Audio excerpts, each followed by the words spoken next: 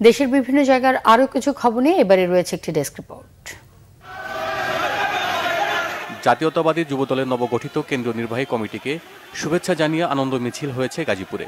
মহানগর যুবদলের আহ্বায়ক সাজেদুল ইসলামের নেতৃত্বে ঢাকা ময়মনসিংহ মহাসড়কে টঙ্গী বাজার থেকে মিছিলটি বাটা গেইটে গিয়ে শেষ হয়। পরে একটি সমাবেশ করে দলটি।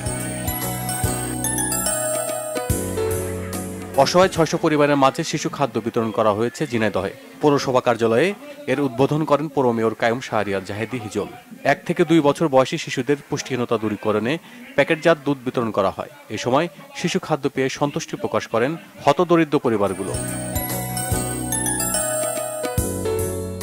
বঙ্গবন্ধু ও Bangamata gold cup football tournament final খেলা ও পুরস্কার বিতরণ হয়েছে ঝালকাঠির কাঠালিয়ায়।